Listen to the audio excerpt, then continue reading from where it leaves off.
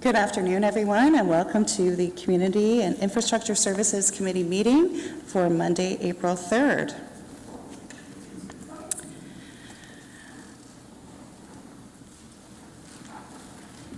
Okay, do we have any, would anyone like to declare any pecuniary interests related to the agenda?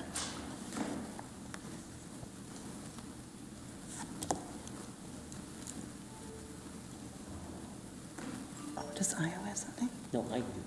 Oh, you do? Oh, sorry.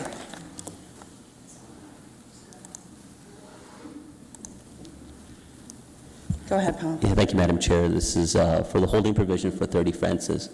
It's from a previous conflict that I had declared initially when the application had come forward, and I guess it's a continuation of the same conflict as I and my family own property in very close proximity to the item.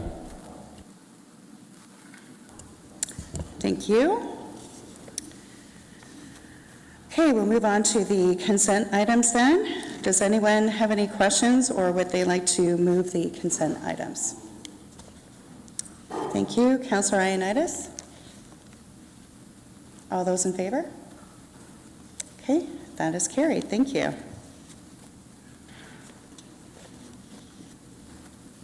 Okay, we will move on to item 3.1, the 2023 Community Grants, Tier 2. And do we have, I'm sorry? Oh, right, I'm sorry. Thank you. Okay.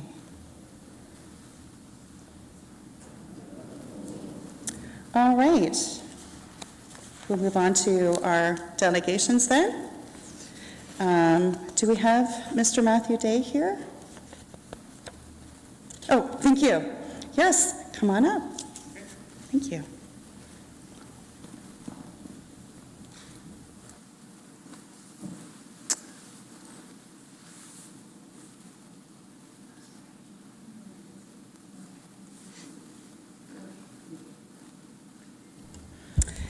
Okay, I would like to remind all delegations of some guidelines for participation. If you conduct yourself in any of the following manners, it will result in an immediate removal from the meeting: interrupting councillors, staff, or other delegations; derogatory statements about councillors, staff, or others; hate speech or defamatory comments. And please don't take any offense if there are no questions from council regarding your presentation. This is council's time to really listen and reflect upon the opinions and ideas shared with us from our community members. And I believe, yes, please go ahead. All right, thank you, Chair Johnston and members of committee. My name is Ginny Nosterveld. I'm the Manager of Customer Experience and Project Management in the Planning Division. And I'm also the representative on the Land Use and Energy Working Group for the City of Kitchener with WR Community Energy. I'm pleased to be here this afternoon with a recommendation to launch into phase 2 of a body of work related to establishing a green development standard among the region's local area municipalities. As core municipal partners on this initiative, the cities of Cambridge and Waterloo, as well as the region of Waterloo, are going to be bringing similar reports to their own councils in the spring before we embark on this work. That will involve drafting a green development standard and the associated community and industry engagement. So we have with us here today Matthew Day with WR Community Energy, who's been coordinating this work, and he'll provide an overview of the completed work to date, as well as what's going to be involved with phase 2. This is a really exciting opportunity to collaborate across the region on climate action, and I'm available to answer any questions after Matthew's presentations if you have some for staff as well. Thank you, and please go ahead, Mr. Day. Yeah, thank you very much. The audio is loud and clear. It's great to be here in person. I see that I'm Rogue One, talking about the future. This feels like Star Wars. This is great. Mr. Day, can you maybe move the microphones up a little bit closer? Yes. How's Perfect. this? Thank you. Okay, great.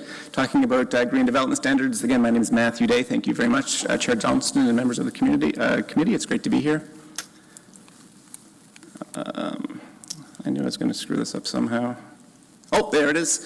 Green development standards. Again, my name is Matthew Day. Thank you very much, Chair Johnston and members of the committee. It's great to be here. Thank you. And please go ahead, Mr. Day. Okay, great. Talking about green development standards. My name is Matthew Day. Thank you very much, Chair Johnston and members of the committee. So in 2018, this council, as well as the others in our community, voted on the Community Energy Investment Strategy. It was a 25-year strategy to oversee the clean and just energy transition in our community.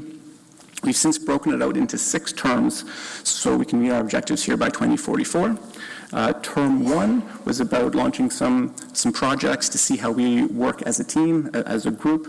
We really began to understand the strong potential of community energy and the energy transition in our community. And now we're moving into term 2, where we're setting more of a strategic structure for the rest of the energy transition. We believe that in the first 4 years, as we're getting our feet, the ground underneath our feet, we began to identify the opportunities, and there are a lot. Especially with this council, the City of Kitchener is particularly well suited to lead in the clean energy transition with an excellent council, some terrific staff members. Kitchener Utilities is a tremendous asset and opportunity for this council.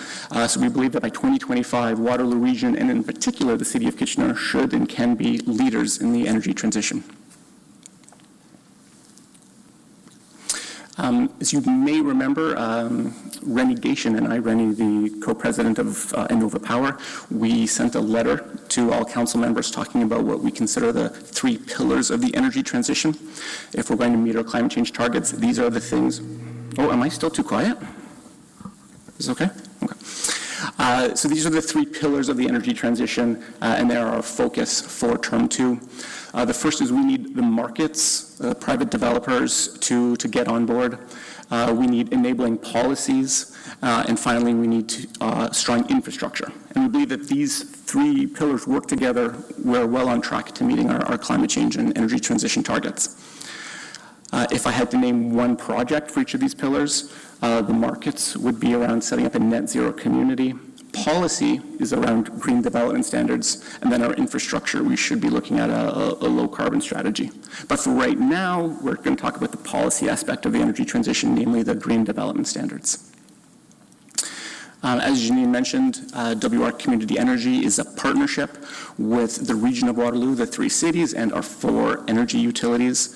The governance committee is made up of senior reps from each of these stakeholders, and the Kitchener rep is Justin Redman. I'm the staff person, and as Janine mentioned, we do most of our work through our working groups. We have 4 working groups, one of which is the Land Use and Energy Working Group, and it's through that working group that the Green Development Standards work is really being done. So what are green development standards? The first thing to note is that they are a critical planning tool. They're not a building code tool. This is a planning tool, a city-run initiative, and it supports community-level energy and environmental standards. And it's important because it provides a level playing field for all of the developers in all of our communities. In addition to that, GDSs are intra-municipal efforts to lead on climate change. We know that municipalities have a disproportionately high role to play in climate change. Some of the tools that we wish we had, we don't necessarily have. But as municipalities in Ontario, we're working together to boost our municipal efforts. So our green development standards, for example, build off of the work that other communities have done, and we hope in turn that the work that we do for our green development standards will help future communities as well. And in particular, a good way to think about green development standards is to think about accelerating the work of the National Building Code to get to net zero, if that makes sense. So we finished phase 1. That took us about a year. Phase 1 was about understanding, do we want to do green development standards? What does that mean for Waterloo Region? And if we do them, how ambitious do we want to be? There are many communities in Ontario that have versions of green development standards. Some of them work well, some of them don't work well. Where are we on the spectrum? The results came back quite positive. Yes, we want to do green development standards. We want to work collaboratively across the municipalities and the region and our utilities. And 3, we want to be quite ambitious with them. So now we're about to launch phase 2. Phase 2 is a process where we engage with our community at large and actually design these standards. Once the standards have been designed, the outputs will be a checklist, a manual. We'll train staff, we'll educate our community, and get ready for implementation. And then at that point, it's important to know that GDSs are not one and done. They're very much living documents. Toronto, for example, is on their 4th edition of their Green Development Standards. We expect the same will happen in our community. And so that might be the quickest Ontario presentation on GDSs to date. Usually these are quite big presentations, but I will just leave with some final thoughts. So number one, again, GDSs are a way for municipalities to partner together to take collaborative action on climate change. We are building off work from other communities who have been doing this for 10 and 20 years. Toronto was the very first community to do it. Ottawa has done it since then. Whitby, Pickering, and Markham all do excellent jobs on green development standards.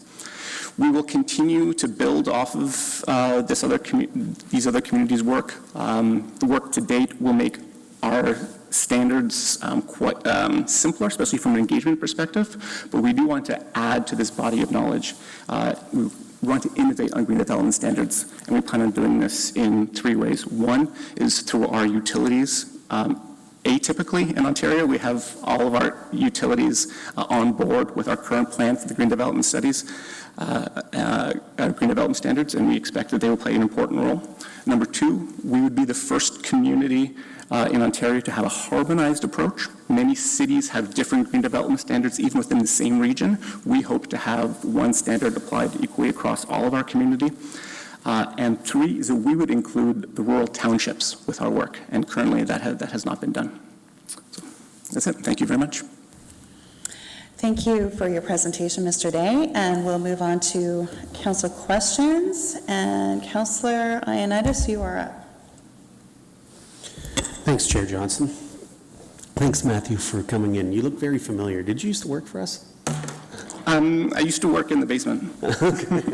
Okay. My question is, and I brought this up in a previous meeting just a few weeks ago with regards to, I like this approach that we're doing, a harmonized approach for the region. It's fabulous.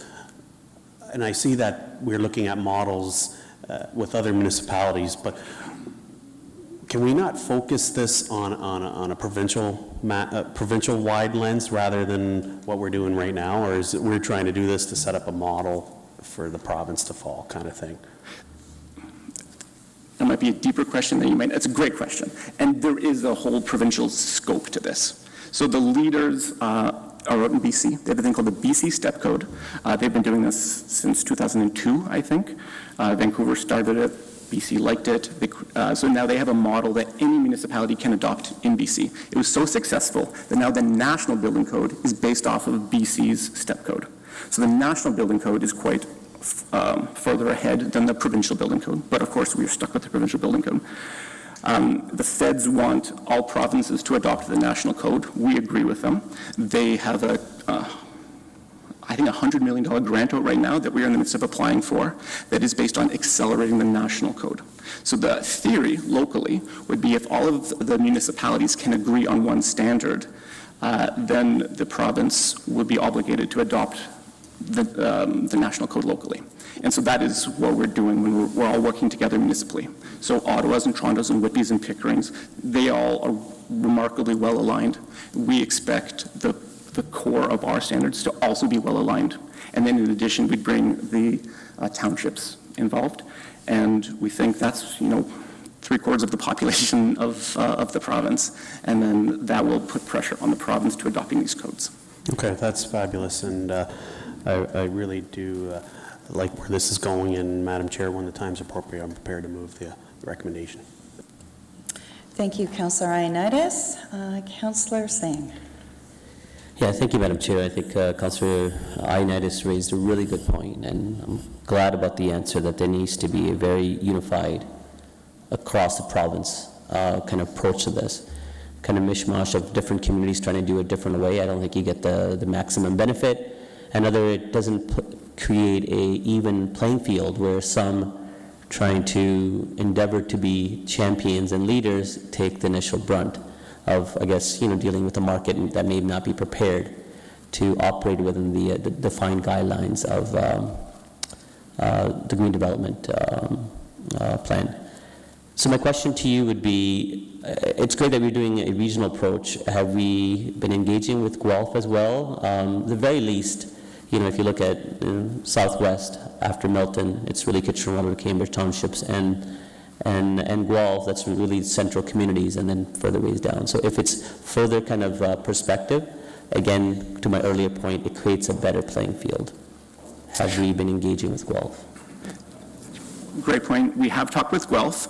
They're a few steps behind on this level, on this conversation. We would love to work with them. There's a few opportunities moving forward. When it comes to implementation, for example, it's likely that we will need to further enhance the energy knowledge in our staff, and one way to do that is to have a shared staff person. And we could partner with Guelph. In fact, we've had similar conversations with London about providing a shared staff. Short answer is yes, we've been talking to Guelph. We would love for them to get involved. I don't think they're quite ready yet. Okay, well, I'm glad that we're also looking at London as well. I didn't reference it, but if we are, that's a good thing. The other is some of the communities that are further ahead of us, and good on them. What type of hurdles are they faced? Yeah. So generally, when I was getting advice from other communities, they said there's going to be two major barriers. One is the planning department, and the other will be the developers. Planners have a really hard job in general. We, as a community, are expecting them to lead on climate change and many other things. They're not energy experts, they're not climate change experts, but we just assume that they're going to lead on all sustainability stuff. So by putting on some green development standards, it's going to add to their workload.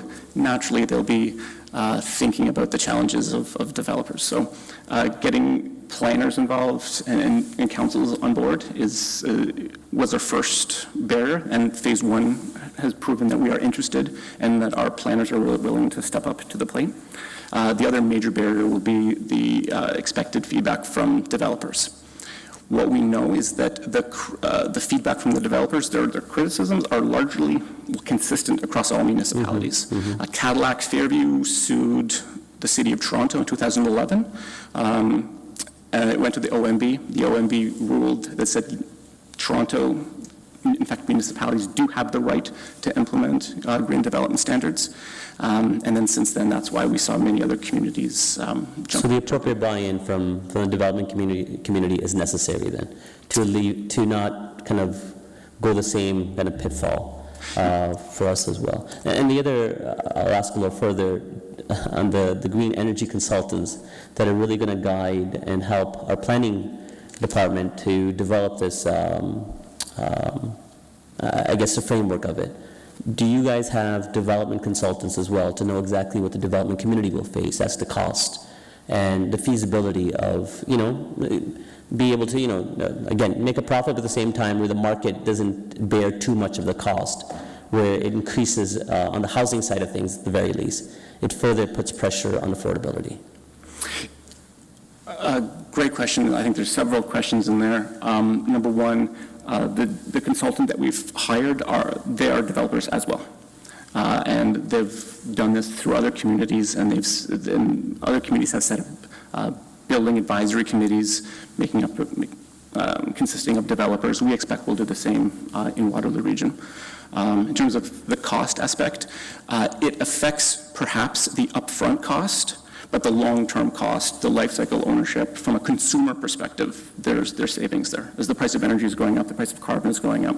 Developers will often talk about the upfront cost, but in practice, over 10 years, let alone the life of a building, there's no evidence that prices are higher. Thank you.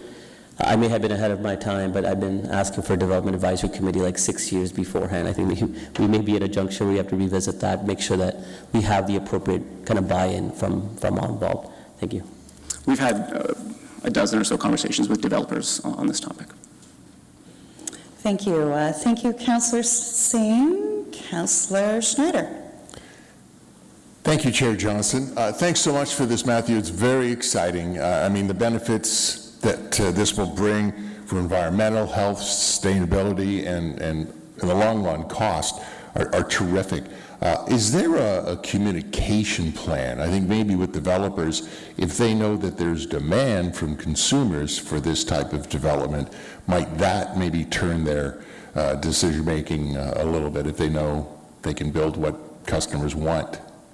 That will be a part of the Phase 2 study, absolutely. We'll need to do some community engagement. We'll need to get a sense of how ambitious do we want to be, what are the criteria that we want to include, water, birds, light pollution, for example, or is it just going to be carbon?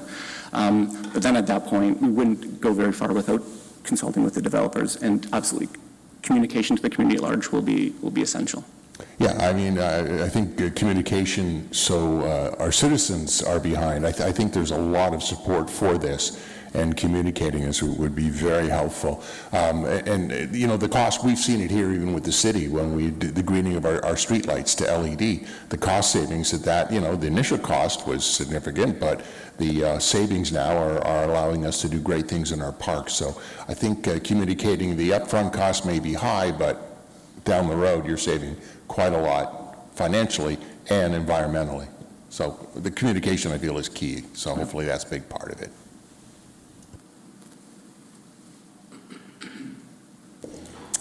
Thank you, Councillor Schneider. Councillor Clancy. Thank you for bringing this forward. This was really a great read, It was nice to see how different communities are, I'm sure it was a lot of work to bring together all these different examples and help us see strengths and challenges to other cities' experiences. It makes it easier for us to kind of get behind the work, so I really appreciate the work of our planning department and you to spearhead this. I did notice that, the plan is a 2-year scope and, other communities are 10 or 20 years in. Can you, is there any way to explore, maybe what we could do as a city to support the work to move faster or to kind of have bits of it come out? I know you don't want to rush things to make it happen well, but also, just a concern that everything we build now is going to have these high emissions. Is there anything that you would need or that our department would need to kind of expedite certain parts of this or help us move ahead? I think the thing that's slowing us down is communicating with the development community. What made this work so well in Vancouver and Toronto and Ottawa is they gave a full building cycle leeway notice to developers, which is 4 to 5 years, which is why the tiers are always 4 to 5 years. Okay. Now, it would be great to just implement this right away. It won't take us 2 years to develop the standard, but we need to send market signals that this is important to our community. So if we said, if we were quite confident that we would accept these standards moving forward, we could send the market signal right now, and then developers would have 2 to 3 years to adjust. But that would be a strategic decision for the working group and others. No, that would be interesting to explore, I guess, just because there's probably some changes that are easier to adopt that we could kind of get moving with now, and others that might be more of a challenge.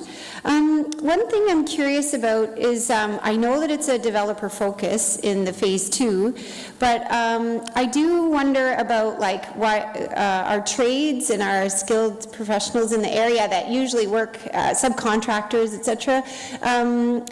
Could that be woven into Phase 2? Because I know even in retrofitting, there's big capacity gaps in people understanding heat pumps, for example. People get talked out of them, which is so is there a way to incorporate those stakeholders in Phase 2?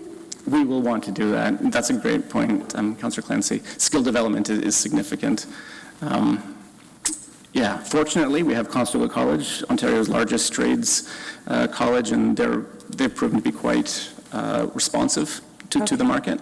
But also, at least from what I've seen, some of the most sustainable buildings built in Waterloo Region are coming from Toronto developers. Yeah. The hardest bit is the first time a developer develops a sustainable building, designing a sustainable building. It's hard. A lot of developers don't even start because it's quite difficult.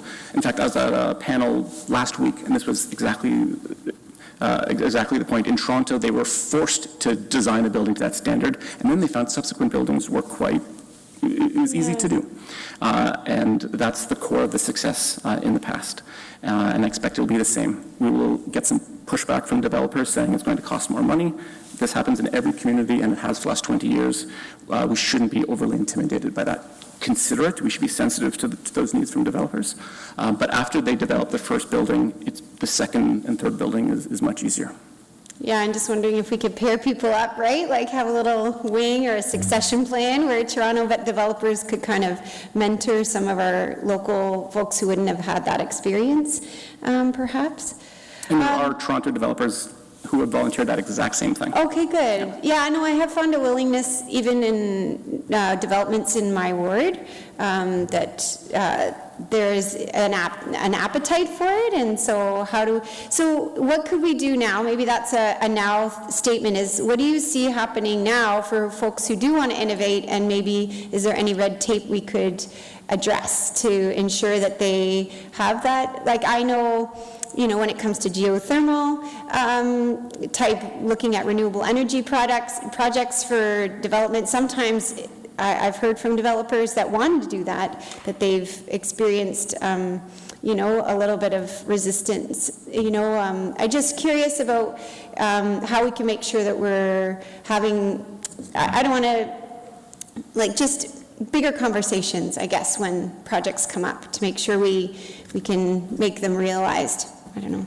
I think this is a great first starting point. As the City of Kitchener, we're having this conversation, we're taking it seriously, there's been positive response from councils. This is already a signal to developers that we intend to move along the same way that Toronto and Ottawa, Markham and Pickering and other communities have done. So already we're sending that signal that this is important, and we understand that there's process-based improvements that we can do to improve sustainability. Geothermal is a classic example where there are some procedures at the regional scale that slow down geothermal development. So I think this is sending the signal that we're taking this seriously, and we will update our processes to make sustainable buildings easier to build in the future. Thank you. Sorry, I know I'm... Councillor Clancy, do you I want can to come back in. Yeah, key in for your, thank you. Councillor Chapman. Yeah, thank you. Thank you for this. I think it's really important work that you're doing. How does this fit into the 50 by 30 goals that we set? I think it's foundational. I don't know how we can... But as far as timing, I guess is what... Well, how's timing? Yeah. The 50 by 30 goals are quite difficult. That's a retrofit goal, essentially. This will get us to net zero developments 2030, 2032, to make sure that to meet our 2050 targets, we don't need to retrofit the buildings that we just built. In order to meet our 50 by 30 targets, we need to retrofit our existing buildings. And that's a different strategy, but very, very important. So that's not included in any of this? No, we expect the NRCan to have a retrofit code, so how to retrofit to net zero. And that's been in draft form for 4 or 5 years. Ambitiously, we can expect that by 2028, but it's not really going to help us with our 2030 goals. Okay. And is the idea that once we get to the implementation stage of the GDSs, will they be required for all new developments, or is it just optional? Like, up till now, it's all optional, right? So would this be, formalized and be part of our local official plan, et cetera, or how would it come to be? Yes, it would be required, this was outlined in the regional official plan that requires all cities to develop a mandatory green development standard. Now, it's important to separate between design standards and build standards. This is not a building code project, but we will require developers to design to a green development standard. But we often, when I think of the urban design guidelines, they're guidelines, they're not requirements. So these would actually be required for every new development. That's right. Okay, regardless of the size. That would be determined. Those are one of the fine points. That's TBD. That's to be determined. Right. Yeah. Well, let's hope it's the case. Okay. Councillor Chapman, I think that Ginny would like to comment on Oh, that. sure, go ahead. Thank you. So in terms of what the Green Development Standard will apply to, things going through site plan approval, for example. So because it's, there's no authority through the Planning Act to apply it to the building, to a building permit, we have to look at it through planning applications, so site plan being the main one, but also subdivisions. So anything 10 units or less would not be required to adopt these standards? Correct. Wow, okay. And is there anything we can do to require them for those builds as well?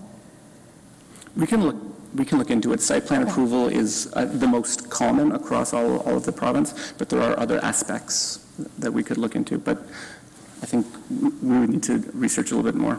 And for what it's worth, it's the low-density, single-detached homes that are the easiest to get to net zero.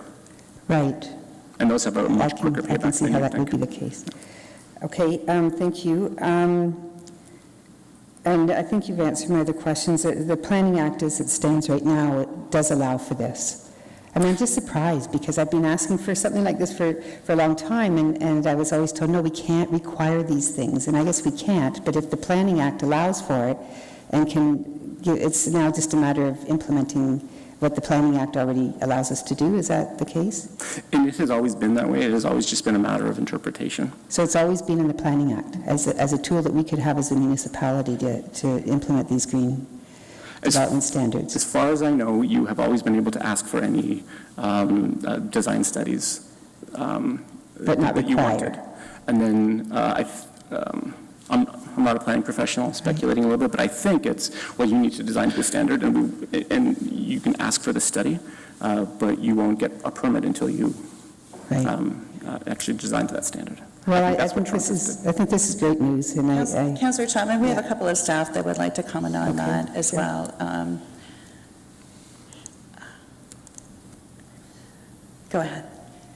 Thank you. So in terms of one of the steps as part of this process will be to take a look at our official plan policies, and we definitely have official plan policies that speak to, for example, the sustainability statements that we're already asking for.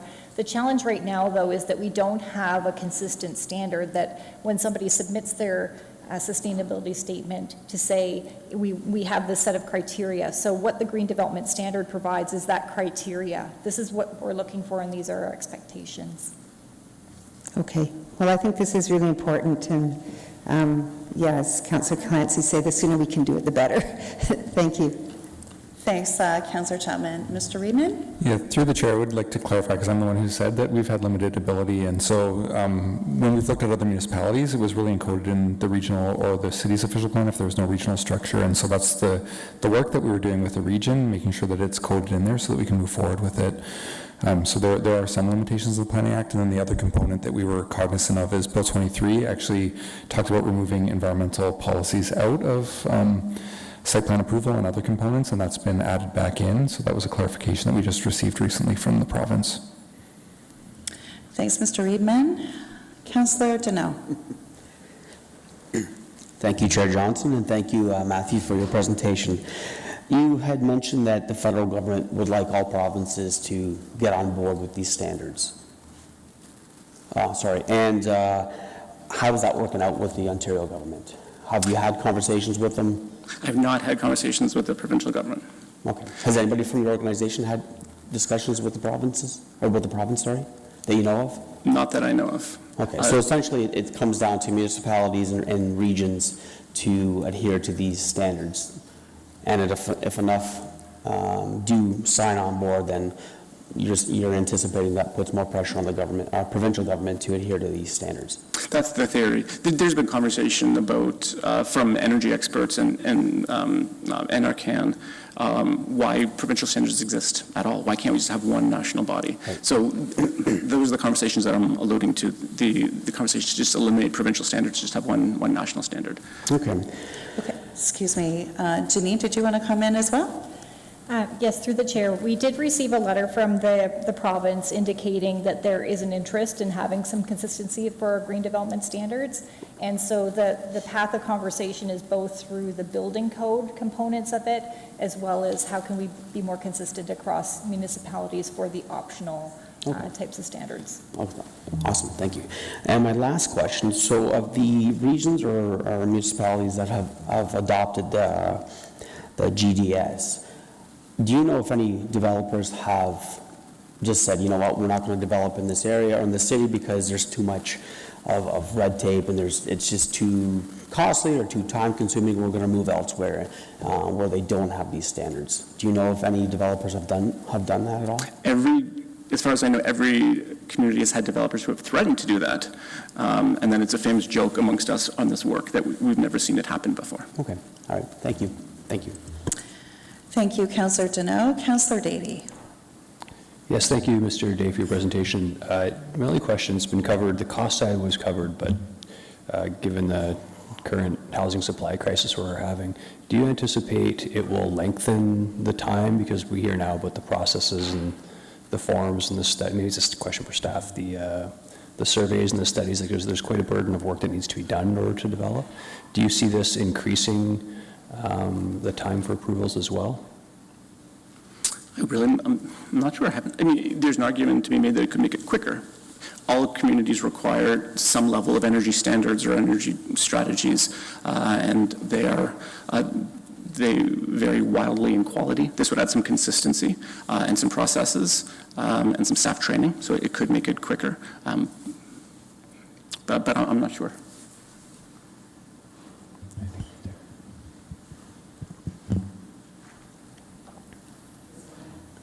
Thank you.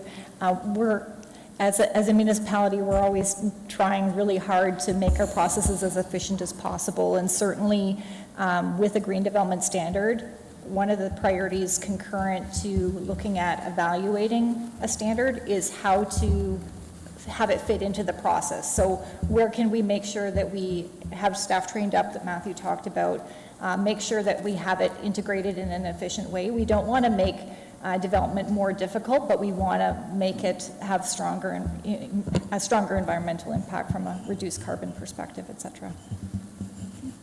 Thank you. Last question. So, and I get that we're trying to do this regionally, so there's the common standards, and I think that's great. But what happens if it comes back and specific councils want to either pull things out or be more aggressive in terms of our climate targets? Do we still have the do you foresee that being a problem or an issue?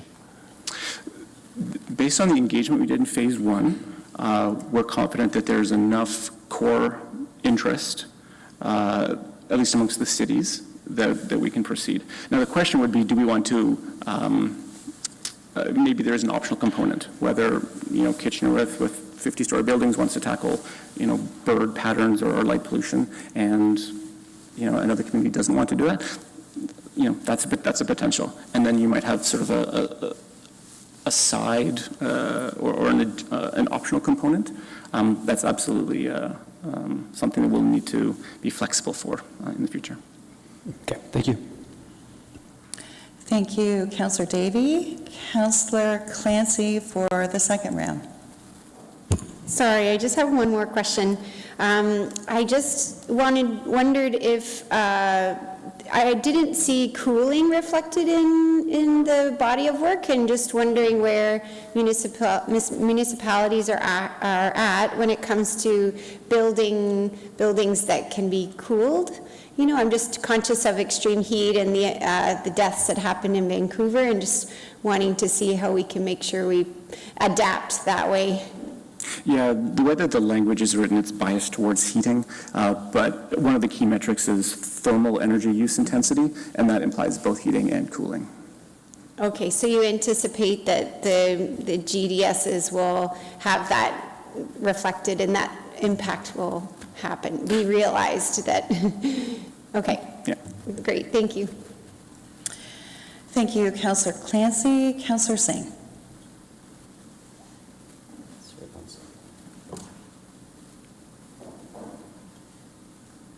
Trying to do a quick calculation to make my point.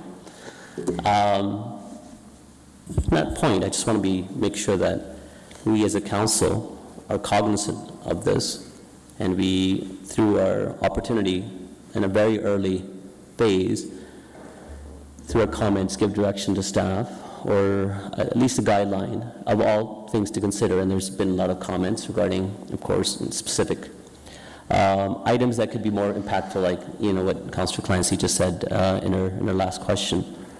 But I really want to quickly address is, the question that Councillor Deneau asked, hey, the developers threaten we're not going to build here, but then that doesn't necessarily translate to what happens ultimately with the continuation of development still happening in cities like Toronto, Markham, Pickering.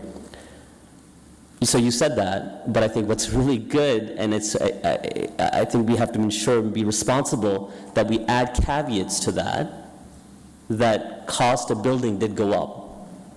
10 years ago, cost of construction in a high-rise about $350 a square foot. And those costs are upwards to $750 to $850 a square foot. The costs have gone up 3-4 times of a multiple. And again, those costs are in very different, reasons, but some of them are related to additional requirements when it comes to building guidelines, when it comes to environmental guidelines.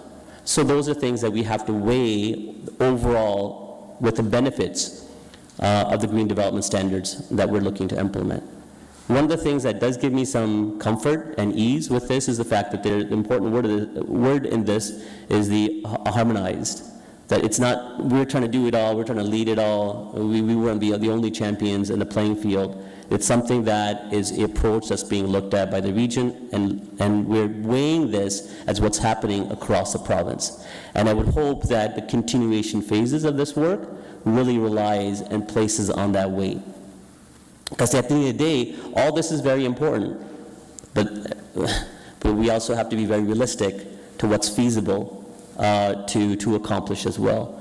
Simply, to attain a utopian, we don't want to create dystopian, right? So with anything, it's really a balanced ecosystem where where the costs go up at the same time.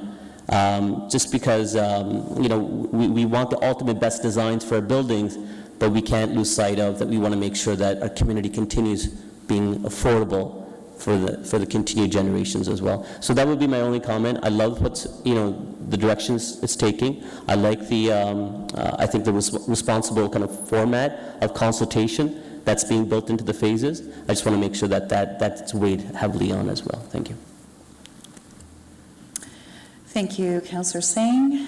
Councillor Ioannidis. Yeah, thank you, Chair Johnson, and thanks, Councillor Singh, for your comments. I agree with you wholeheartedly on that. I feel the harmonized approach will definitely be make it simplistic and make things easier for the development world and municipalities to achieve all the targets that we need to achieve to be a sustainable community. Thank you, Councillor Ioannidis. All right, seeing no one else in the queue, on a motion by Councillor Ioannidis, it was resolved that Development Services Department Report DSD 2023-109 be received, and further, that Council direct staff to initiate Phase 2 of the Green Development Standards Project and to bring a recommendation back to Council. All those in favor? And that carries. Thank you. Thank you, Mr. Day. Okay, next we have the Mill Courtland Community Center Expansion Business Case, CSD 2022-422, and I'll call on staff to provide a 5-minute presentation. Thank you.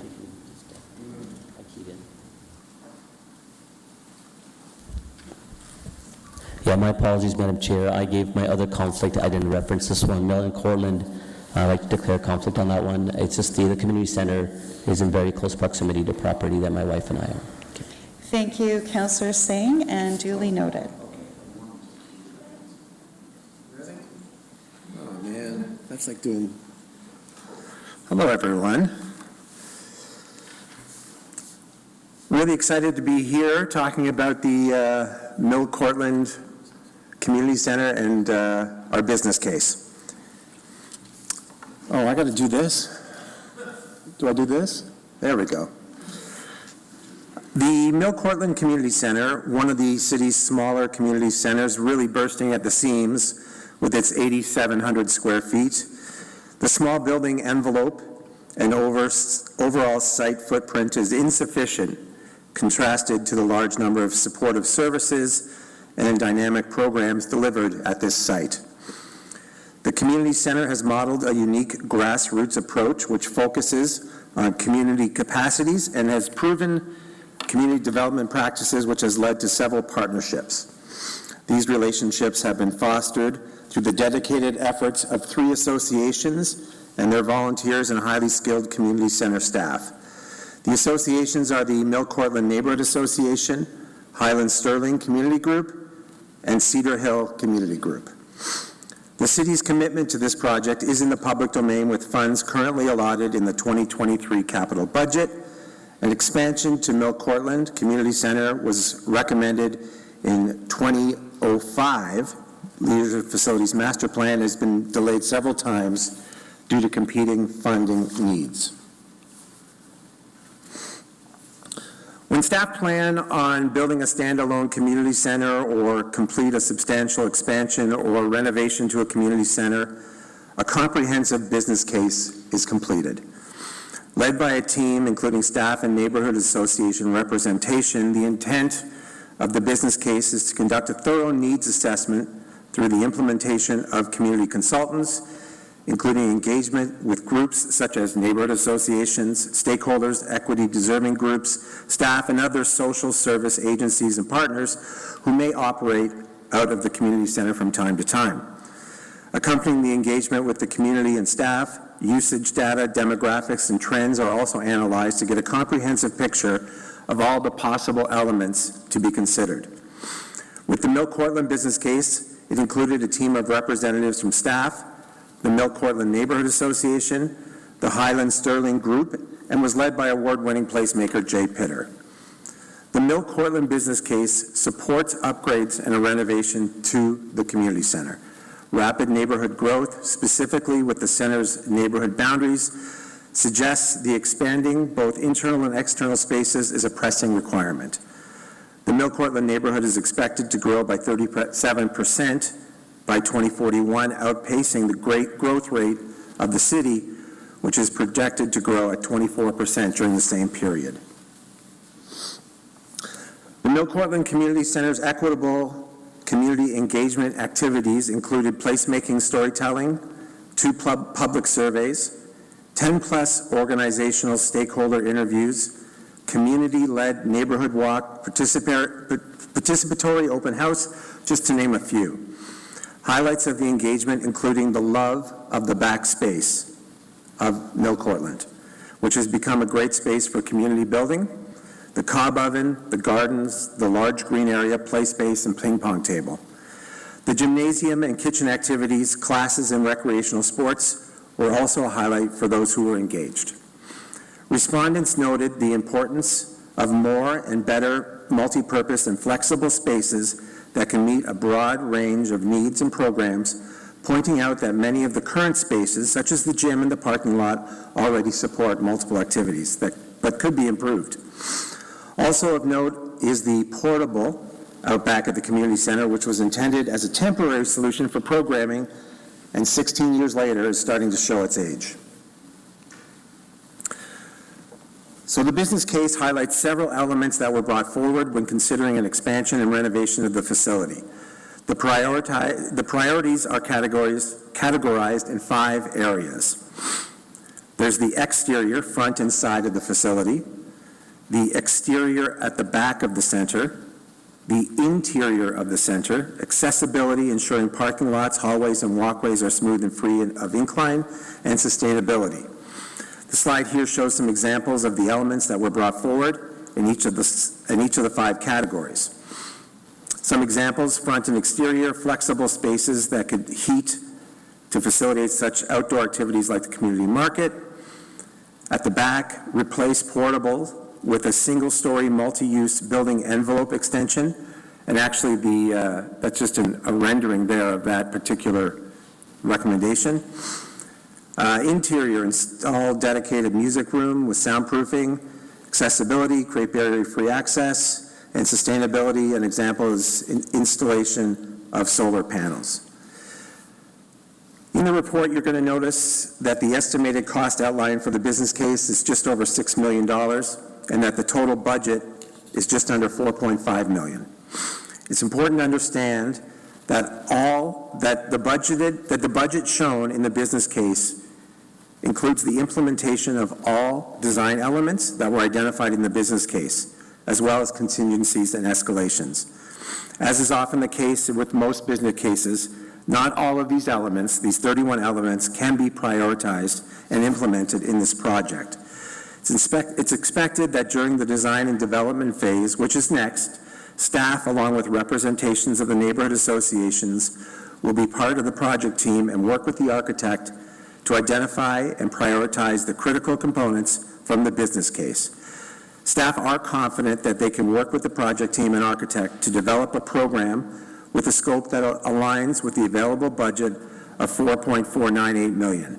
However, if refining the needs and budget estimate, it's found that there are critical components that cannot be met with the current budget, staff will bring back details for council to make that decision. Staff are recommending that the business case be received and to move immediately to the detailed design phase. This is a critical stage and involves multiple steps to ensure that the project is successfully executed and includes the following. The further refinement of needs. As I indicated from the previous slide, the first step is for the project team to work with the architect, taking the results from the business case and refining the critical and priority items for a successful expansion that best meets the needs of the community and considering project limitations such as site constraints and budget. Secondly, based on the refined needs, the design team will develop conceptual designs that outline proposed changes to the community center. These designs will consider factors such as space planning, accessibility, sustainability, and cost effectiveness. And once the conceptual designs are determined, a detailed budget that outlines the cost of the project is developed, which includes estimates for construction, materials, equipment, and labor. The next step, to obtain the necessary permits and approvals. And with the necessary approvals, the design team will then proceed to develop detailed drawings, including technical drawings and schedules. And finally, construction, including documentation, contract selection, and the actual construction. Perfect. Thank you very much, and we'll open the floor up for questions. Thank you, Mr. Roth. And Councillor Davey, go ahead. Yes, thank you. Thank you for the presentation. Not sure if anyone knows offhand, but what is a Class D estimate? What is the percentage variance in that?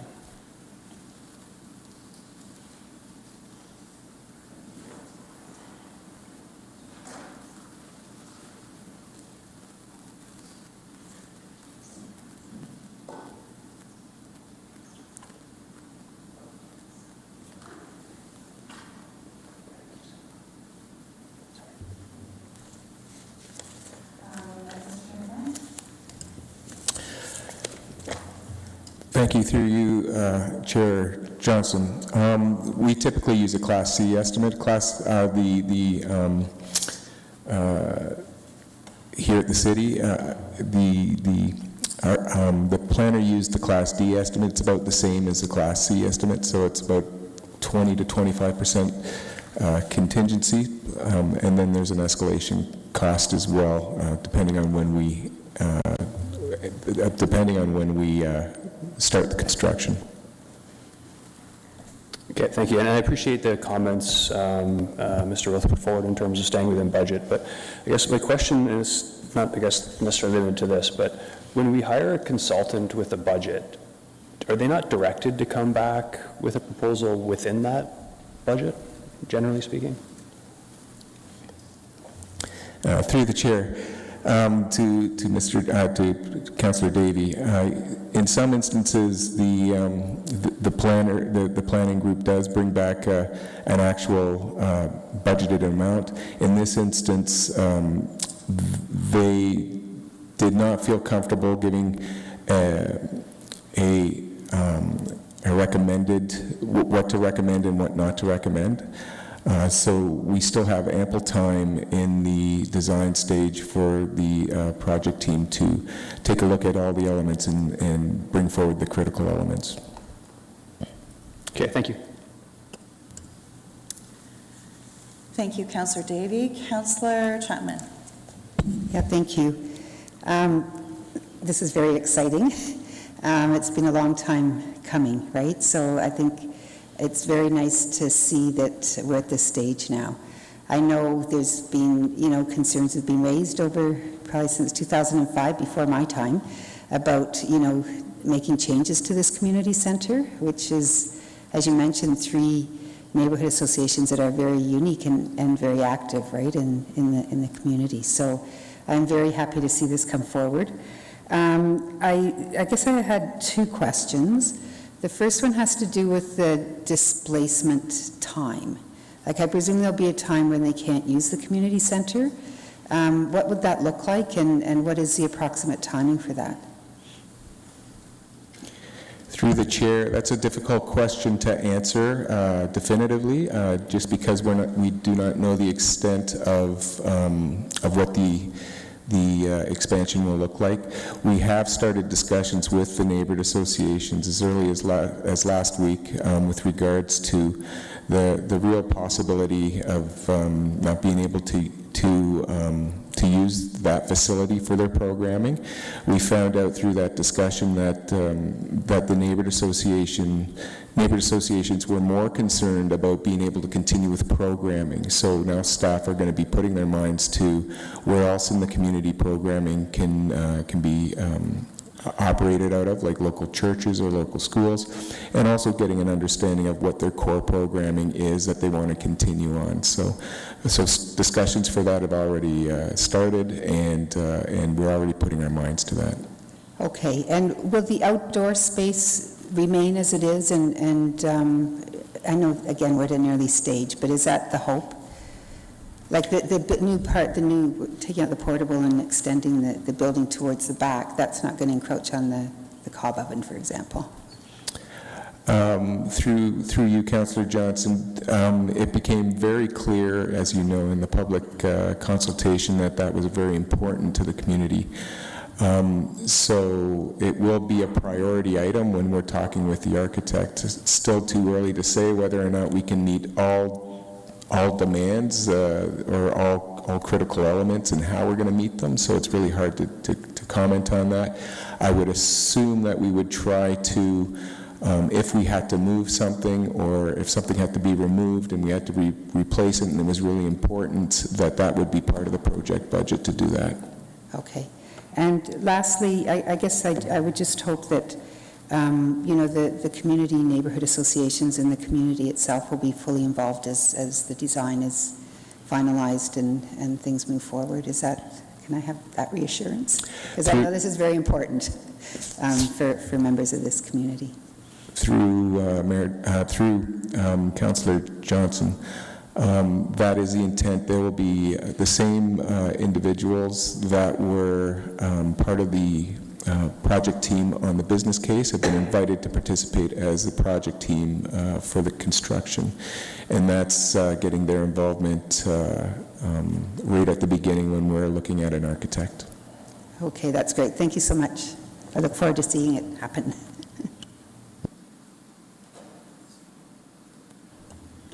Thank you, Councillor Chapman. Councillor Owatani. Thank you very much, Chair. I apologize, my internet is a bit choppy, so I hope you can hear me. Just a quick question. Do we see the cost of programs rising post-renovation? I'm a bit concerned looking at the demography and people below poverty line and making less than $40,000. Do we see any of their program costs going up at all once renovations are fully completed?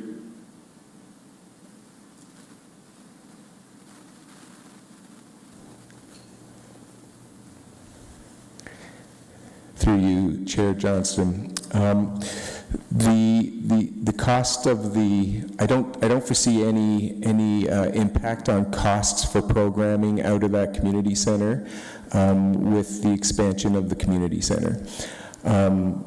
neighborhood associations have first right of consideration in our affiliation policy, and they're not charged for space use at our community centers unless it's over and above the agreed upon hours of operations at the community center. And even then, we try to work things out with the neighborhood association.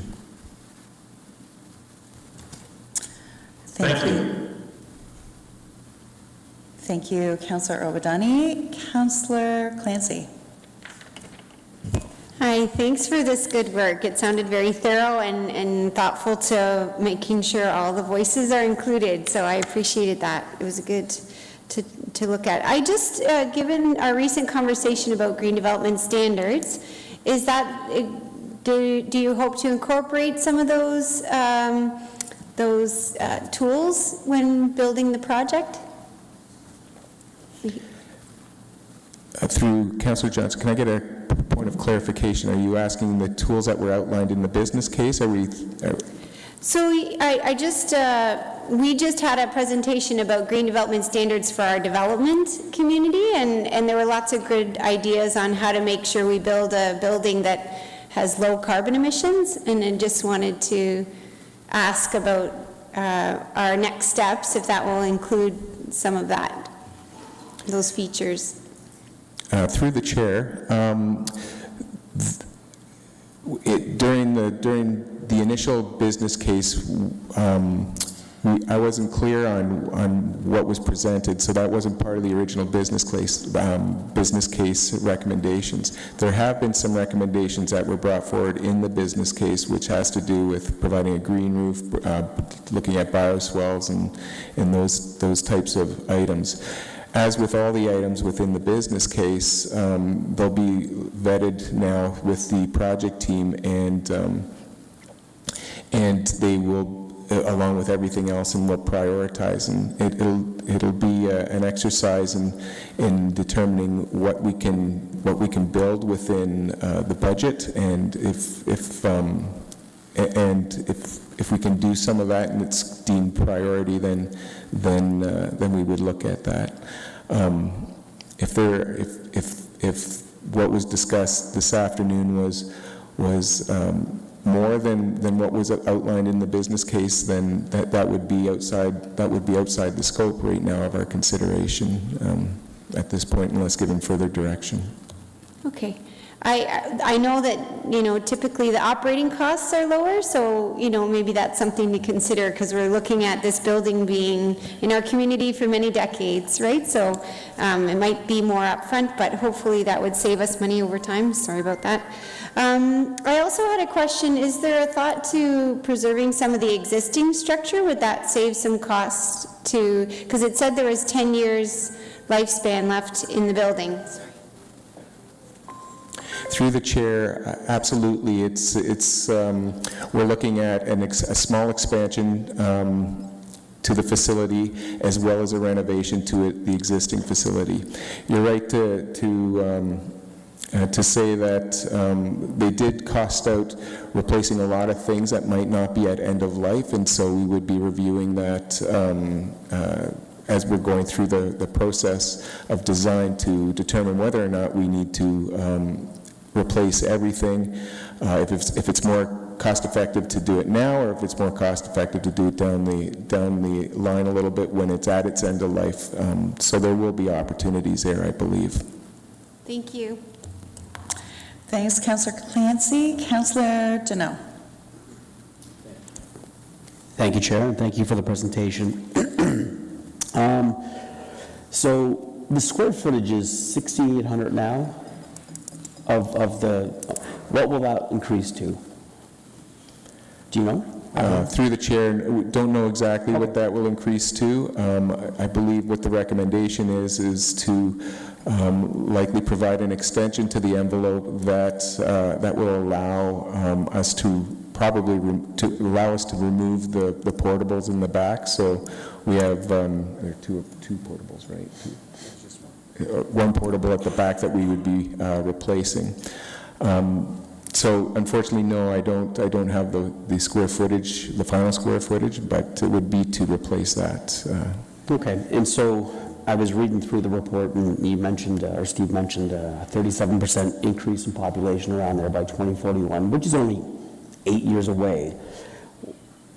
Now, some might slap me for saying this. What if we built it a little bit bigger?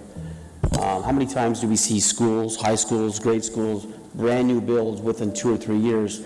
We have to add portables onto them because for whatever reason, more people moved into that specific area than we actually thought. And so what if we actually built it bigger, a little bit bigger, just because in the end, it would be more cost effective than adding a portable in 5 years or adding on in 10 years. And so that's just kind of a thought that maybe we can take a look at because, you know, again, like I said, far too often we're adding something later on at some of our public institutions. And are there any private enterprises that would want to partner up with the city on this that maybe you don't know, Mark, maybe staff might know, just to offset some of the development costs? Is that something where I know we talked about sponsorships and partners and stuff like that, partnerships with outside private groups, and so I'm just curious, is that something we're open to or we've looked into? Mr. May, did you want to comment on that? Yeah, through you, Madam Chair. If I recall correctly, when Council approved its sponsorship strategy and policy, it explicitly excluded a number of facilities, things like City Hall and also community centers. I think the risk you run is the Home Hardware Community Center doesn't give the community much in the way of connection with the building. And so that was a decision that was made and one staff continue to implement. We do, where we can, look for partnerships like with the Catholic School Board and the Public School Board. We recently opened here on Community Center with a school board. We're building in Rosenberg with a school board. I think those are the types of partnerships that we need to focus on. Okay. Thank you. That's all the questions I have. Excuse me. Thank you, Councillor Deneau. Councillor Schneider. Thank you, Chair Johnson. It always makes me happy and gets me excited when we're talking about expanding a community center. I don't want to catch off guard, but kind of building on what Councillor Deneau said, as we look ahead, we know there's going to be a lot of development in the old Schneider property, and there's more development coming along Mill Courtland. Have we maybe considered a new location where we could build exactly what we need for the growing demands in this area?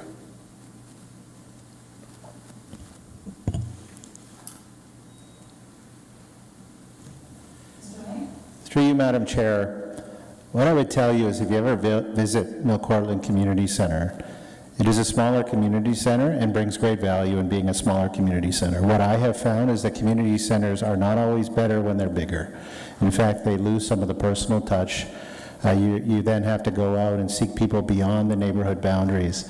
The neighborhood associations that program this center do an absolutely fantastic job in keeping close connections to the local neighborhood. I don't believe it would be a good idea to move the center or to create something that's bigger, requiring more staffing, more procedures, more processes, because I don't believe it would actually serve the local neighborhoods better. Okay, now I'm just thought out there because there will be a lot of growth, and maybe it's something we can include in the planning of the development at the Schneider property. There will be some community facilities there for those people as well. Thanks. Thank you, Councillor Schneider. Councillor Chapman. Yeah, I just wanted to say that I'll move the proposal. Thank you, and that's just what I was going to ask for. So on a motion by Councillor Chapman, do we have any other comments? I don't think we do. Oh, we do. I'm so sorry. Councillor Davies. Sorry, comments, right? Yes. Yeah, okay, yeah, thank you. Yeah, I'll be supporting this. As Councillor Schneider said as well, expanding a community center in this area is a no-brainer. I do want to point out, though, that by approving this, we are not approving, from my understanding, we're not approving the budgeted amount at this point. Staff will come back if they are going to be going over budget. So good luck on that, guys. I hope you can keep that in, but I'm otherwise looking forward to this center being expanded. Thank you, Councillor Davey. Mayor Urbanovic. Thank you very much. There we go. Thank you very much, Chair Johnson, and I too will be supporting this. This project has been in the works for some time. It is one of our older community centers and one that certainly is serving a growing community, and as has been pointed out, will serve an even bigger community as additional development in the area happens over the next while. So I think it's an exciting amenity that builds on the people-focused infrastructure that we have a long history of as a city to meet the needs of our neighborhoods, and which really enhances the quality of life of our residents. So I'm certainly pleased to support this. Thank you, Mayor Urbanovic. I don't see anyone else in the queue. So on a motion from Councillor Chapman, it was resolved that the Mill Cortland Community Center, MCCC, business case is attached to the Community Services Department report, CSD 2022-422, be received for information, and staff be directed to move to the detailed design phase of the center expansion project. Okay. Now I'm going to call on Mr. Aaron McCrimmon-Jones, our Manager of Transportation Safety. Sorry? I forgot to vote. I'm so sorry. And all those in favor? And that is carried. Thank you.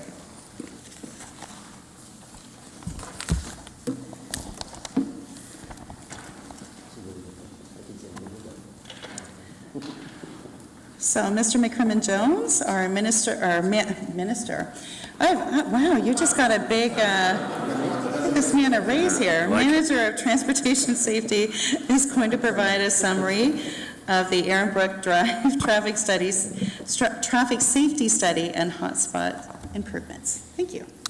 Thank you, Chair. Good afternoon to the Chamber. As mentioned, my name is Aaron McCrimmon-Jones, Manager of Transportation Safety and Policy, and I'm joined today by Barry Cronkite, our Director of Transportation Services. I'm going to provide you with a brief overview of Report DSD 2023-113, the Aaron Brook Drive Traffic Safety Study and Hotspot Improvement Review, after which we'd be more than happy to answer any questions from Mayor and Council. Staff conducted the Aaron Brook Drive Safety Study as a result of a motion passed by Council in August of 2022, and that motion is detailed on page 2 of the report under the background section that's before you.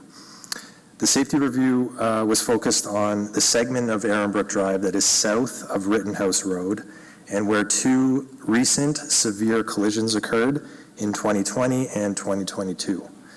The study included traffic data collection and analysis, always stop reviews, sightline reviews, geometric reviews, and traffic collision analysis. The work was completed between fall of 2022 and winter of 2023. As a result of the review, hotspot improvements are being recommended in the form of 2 speed cushions and 2 new always stop controls. And this is in addition to 2 existing always stop controls.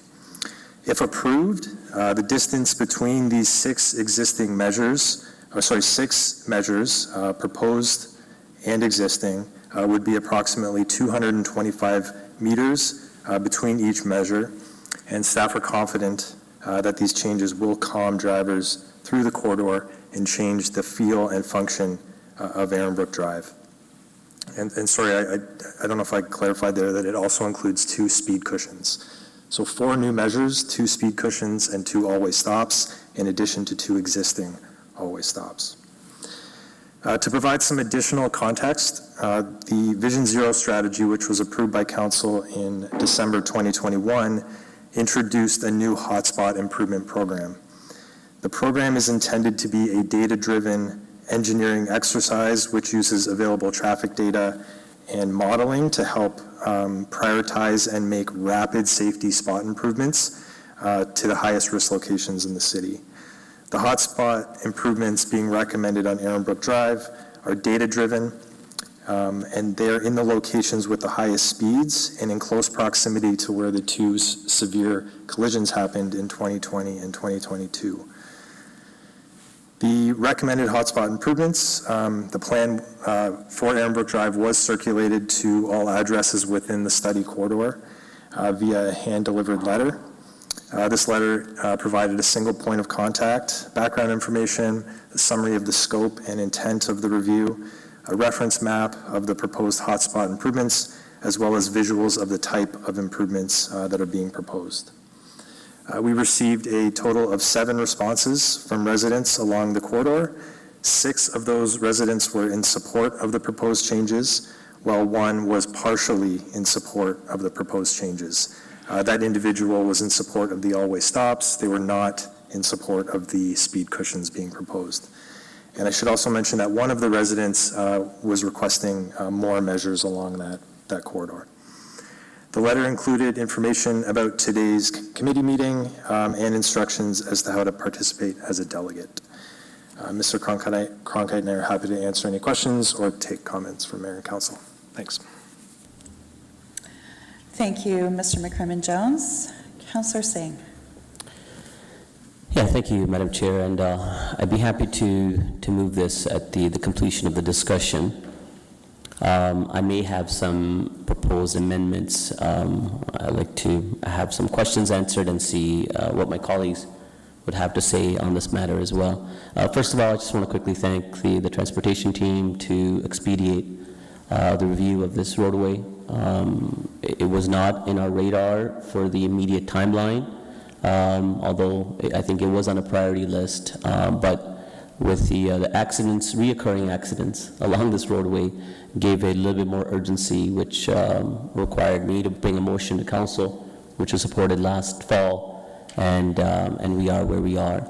So I'm happy to see the changes that are being proposed. There are some conversations that staff and I have had as well.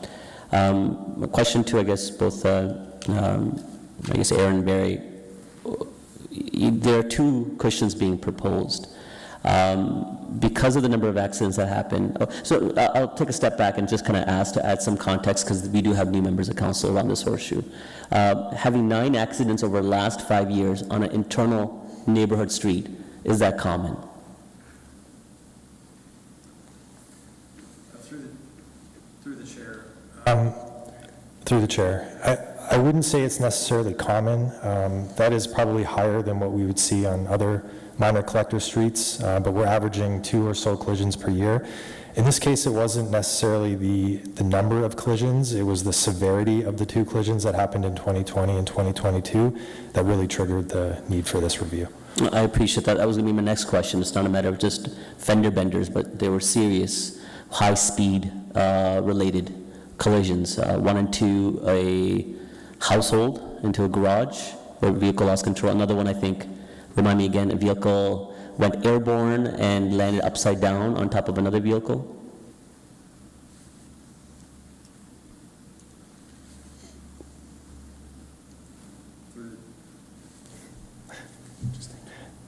Through the chair, that's correct. Both of those vehicles were in high-speed collisions that resulted in those vehicles being on private property, one being on top of a vehicle that was in a driveway parked, and the other one ended up on someone's front porch.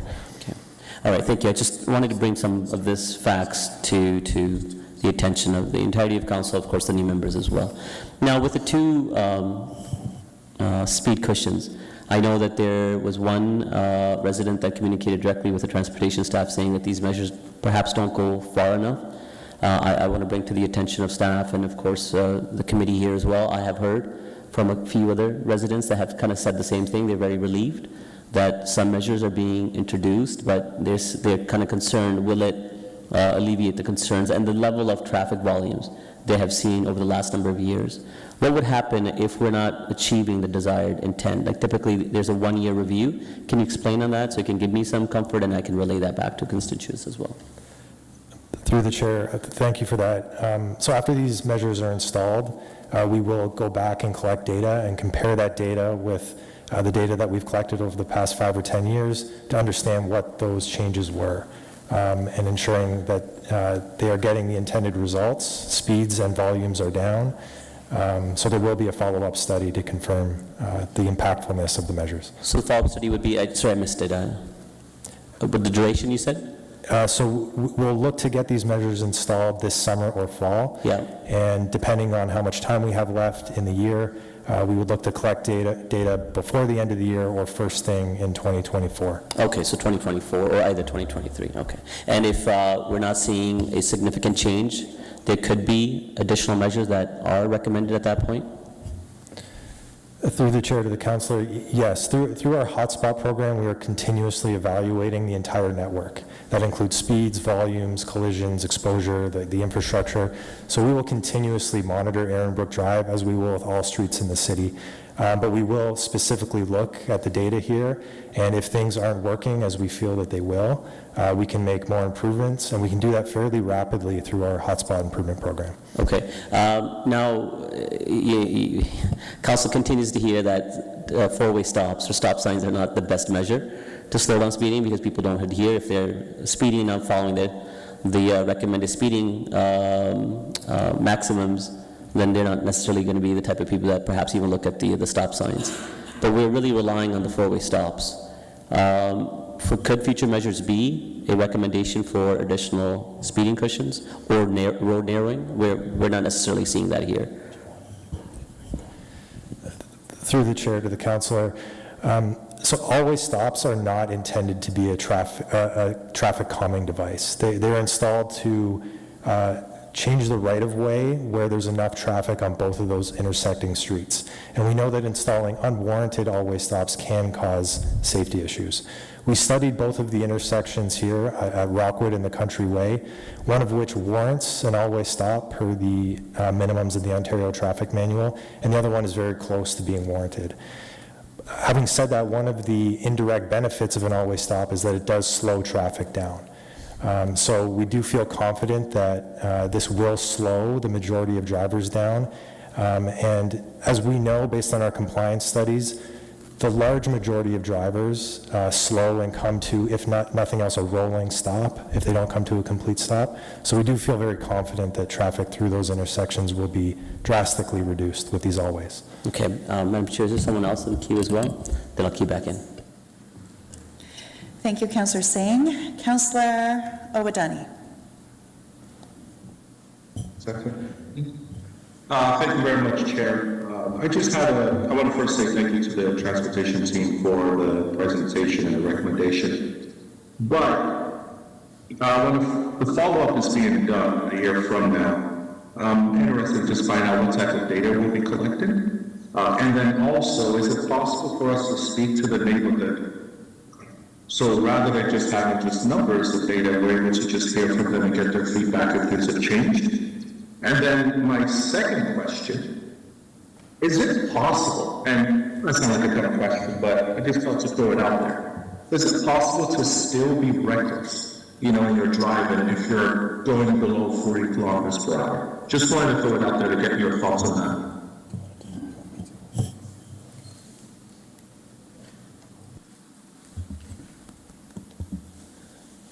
Through the chair. So we'll start with the last question first, and that's about recklessness. And so it's absolutely possible to be reckless regardless of what speed you're driving. And I'll hold up my cell phone as an excellent example. Recklessness doesn't always have to be about the speed at which you're driving. It can be about being distracted. And so what you will see later on this month when we bring the Vision Zero report forward is elements targeted at that type of recklessness. So Vision Zero is an all-encompassing approach, and so you'll see more about that in the coming weeks. In terms of reaching out to the residents, and to Councillor Waduni's first question, reaching out to the residents to gather more information related to the reviews, that's the approach that we would typically take in a formal traffic calming review. We're taking a step back from that with the Hotspot Improvement Program, primarily because we do want to ensure that it's data-driven.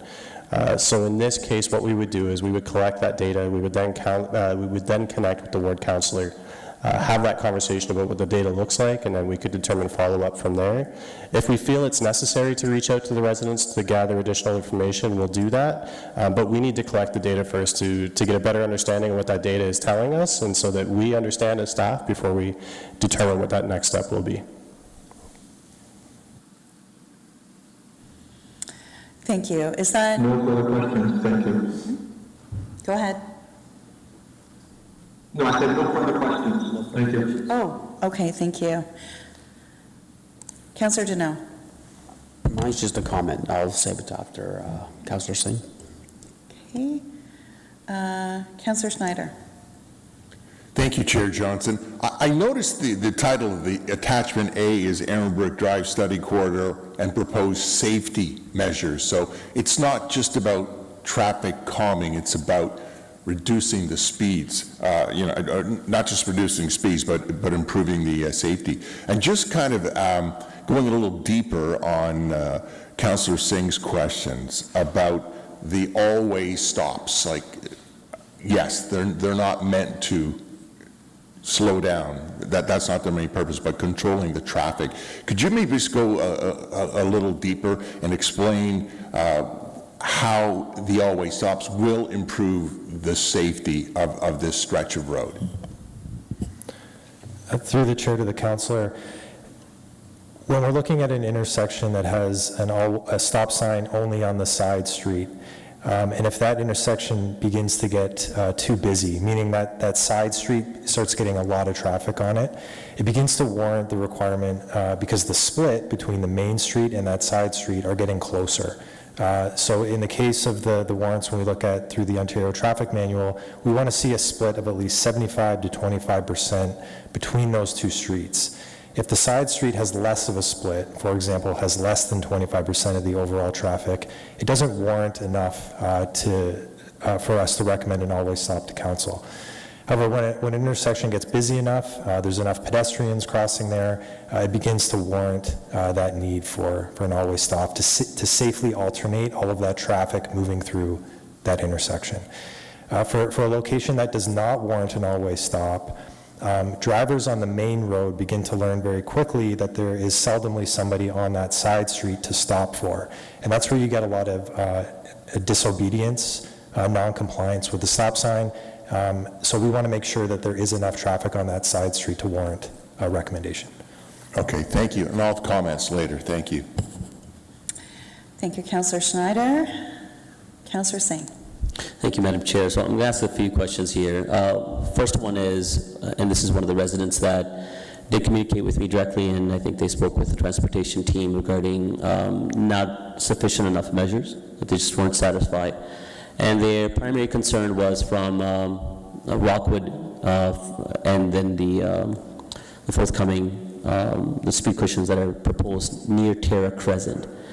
So my question is, from the always stop and the first speed cushion and the subsequent next speed cushion close to Headstone, are those distances close enough to warrant a reduction in speed? Through the chair, yes. We're using similar spacing that we have developed through the dozens of traffic calming reviews that we've completed as a team. And in this instance, we're averaging about 225 meters between measures, whether that's an always stop or a speed cushion. And what we find is that doesn't give enough distance for the majority of drivers to feel the need to speed up. And they start to learn very quickly that if they drive a calm, consistent speed, it's a lot more comfortable for them versus speeding up and slowing down between measures. So we feel that we've achieved that through this review, but we will be collecting follow-up data to confirm that. Could we also use the median delineators in between those speed cushions to warrant like additional caution to the drivers, so they're not speeding in between the speed cushions? Through the chair to the councillor, we wouldn't recommend doing that immediately. We'd want to collect the data to ensure that the speeds between those measures are where we want them to be. We do know that we have a finite number of those seasonal resources each year, so we'd want to focus those in areas of need, and we feel once these permanent measures are in place, that need for seasonal measures should no longer be there. Okay, not to take too much on this, but again, I want to focus on where the concerns I've heard from the residents. And the other is closest to Ashley Court and Thistledown, and we're proposing a always stop. The benefit of this stop is that you don't have fronting homes, they have side yards for, I think, all but one of the residences. Could perhaps, again, I'm going to try to weigh on staff and see if you could try to incorporate this with this measure, rather than having to wait and see the data sets in future years, but a narrowing at that stop sign so that it's forcing the motorists to slow down, while at the same time you have the assurance of pedestrian safety because you have always stop as well.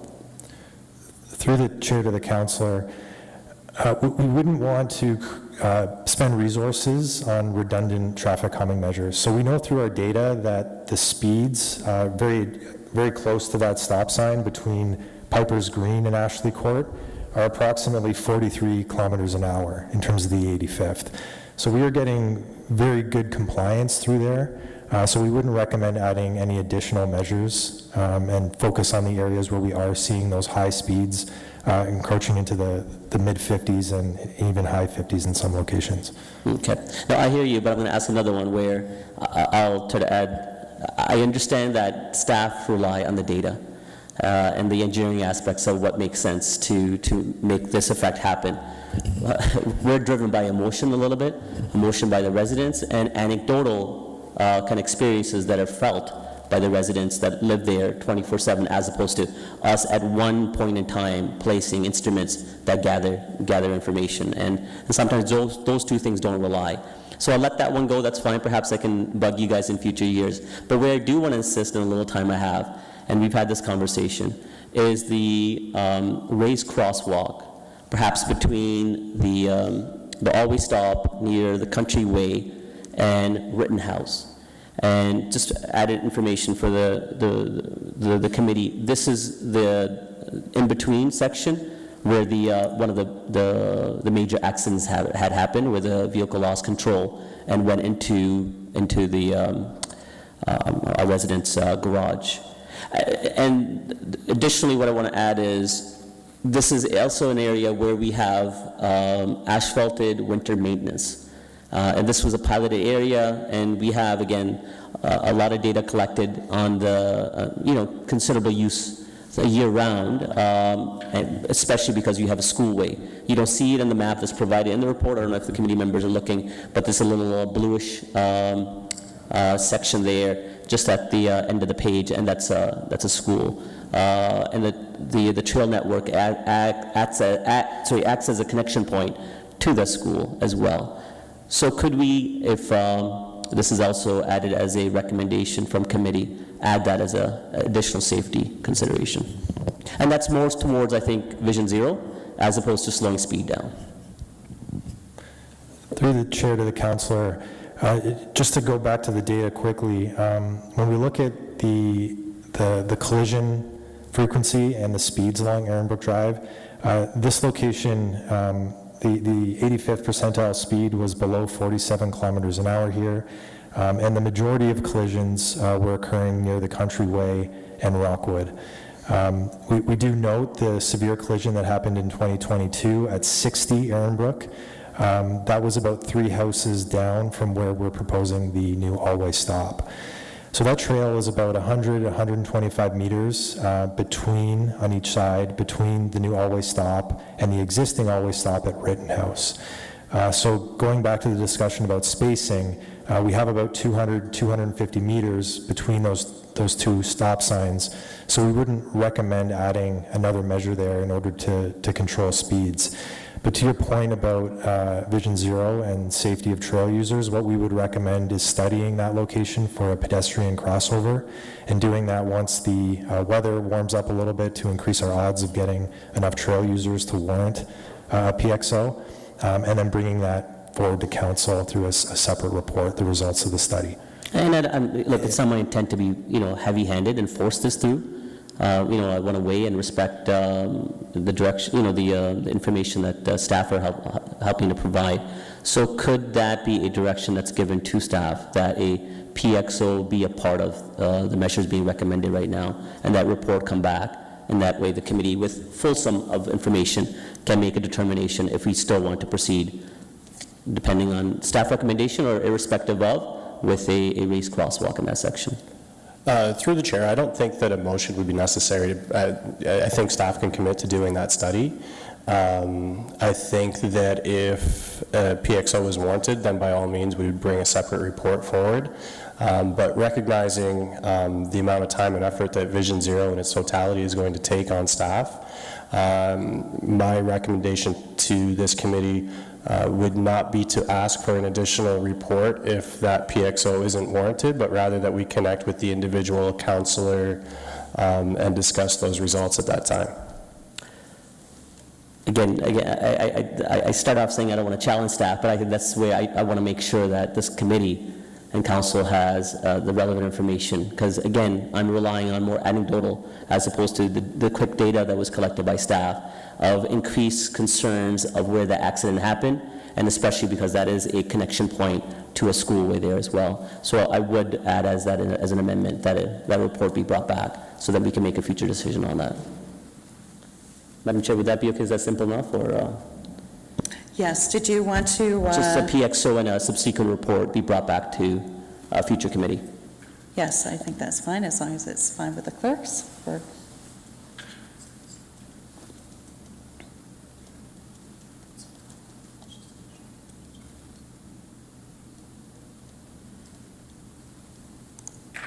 Go ahead. Through the chair to the councilor, yes, staff can agree to that. We will study that location for our PXO, and we can bring that report back to council. And there's a timeline, so it's just there's clarity on that? Through the chair, we would recommend that we study that once the weather warms up, but before summer vacation. That tends to be the sweet spot, if you will, in terms of the most generated pedestrian activity, and that will give us the best chance to warrant a PXO there. Okay, so I'll leave the timing to staff. Okay. Did you want to make that, we don't need to add that as an amendment? Well, that is an amendment for the report to come back on the PXO. Yes. Okay, thank you. Councillor Schneider. Just a question of Councillor Singh. With the PXO, are you meaning the full PXO or a raised pedestrian crosswalk? Because they've been effective too, I know, in my ward.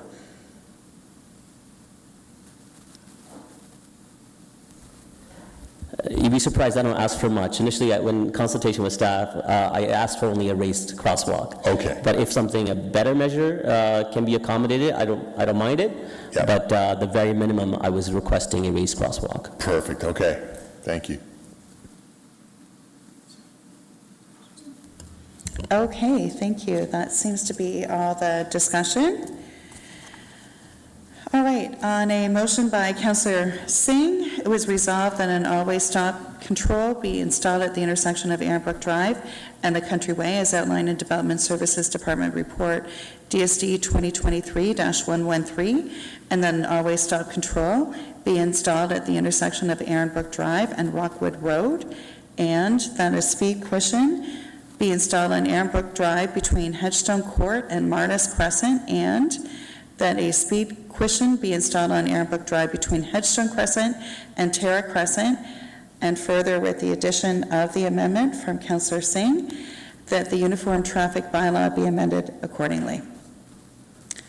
All those in favor? And that is carried. Thank you. All right, we'll move on now to the information items. Does anyone have anything to discuss there? Thank you. Through the chair. Yes. I do have an electronic delegation who's currently trying to log in for the election report, and I'm just waiting patiently.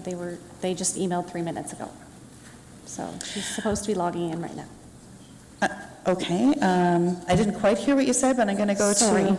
There's an electronic. Oh, there's a delegation. Yes. Oh, okay. So they've just emailed 5 minutes ago, and I kindly asked them to log in, so I'm just waiting 2 minutes. Okay. Can we?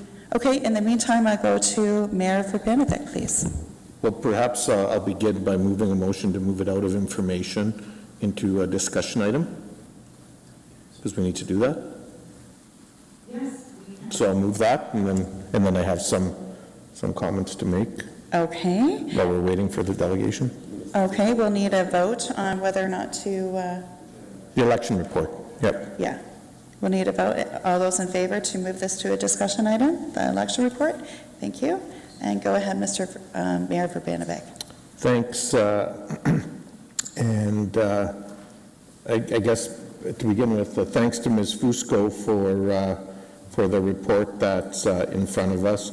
I do want to take this opportunity to thank her and her team for the work that was done in putting forth the 2022 election. A lot of the planning, I think, as council knows, had to occur in a time frame where there was a lot of uncertainty in terms of where COVID was going to go and how that would potentially impact the process. And I think staff worked hard to try to consider many of the issues. I mean, it's always hard to consider everything, and to try to make sure that they were as flexible through the process as possible in order to meet various needs that were being identified, including people who still had COVID at the time and needed to be accommodated in terms of voting. I think there was a lot of good feedback that we got back from folks in the process, and I think there's lots of positive numbers in the high 80s and 90s in terms of the voting experience, both in terms of advanced voting and election day. There were some challenges, I guess, as there always are with respect to the voter list and voter notification cards. But I think it's important to recognize that that's not a list that our team puts together. It comes to us from MPAC, and hopefully the move towards a list that comes through the income tax process in the future will actually help that process going forward. I think one of the things in terms of location that we heard about probably the most was the desire to see a central location in the city core, and I think that's, I don't know, Ms. Fusco wants to comment on that, but I think that's something that can be taken away, and looked at for next time as things go forward. Separate report will come back to council in 2024 on that issue, and I think, as folks know, there's many many factors to consider when one looks at that issue and how best to address it. The last point I want to make is just the challenge of getting word out, and this is the problem that really exists in my mind, because each municipality is left with the responsibility of promoting voting on their own, and each of us has fairly limited budgets to do that. I know in the past we've proposed to AMO and to the provincial government that this is something that would best be handled province-wide, not unlike when there's a provincial election, or nationwide when there's a national election, because then you can afford to do television advertising, radio advertising, newspaper, substantive newspaper advertising, and so on. The reality is our little budget, even when combined with other local municipalities, is still a pretty small budget in terms of that whole thing. And I think all of that could help in terms of the turnout numbers going forward. And so that is something that I think it may be worthwhile for us to try to reignite that conversation with some of our colleagues at AMO and provincially and with other municipalities. So those are really my main comments and feedback that I wanted to provide, and I'll leave it at that. I don't know if others have their own comments, or if the delegation's here yet. Thank you, Mayor Verbanovic. Now move to Councillor Davey. Yes, thank you, Mr. Mayor, for those comments. But I just actually wanted to reiterate as well, you captured certainly my sentiment, but I did want to point out that I have a lot of thoughts and concerns and ideas on this topic as well, but you'll notice on think it's the second or third page in bold underlined that we're going to be dealing with these issues, internet voting, et cetera, in 2024. So now is really, and I realize there's a delegation, but just thought I'd preface that with committee that now isn't the time to engage in any sort of discussion or debate on that. Thanks. Thank you, Councillor Davey. And we will now move to our delegate, Ms. Hannah Domagala. You have 5 minutes. Thank you.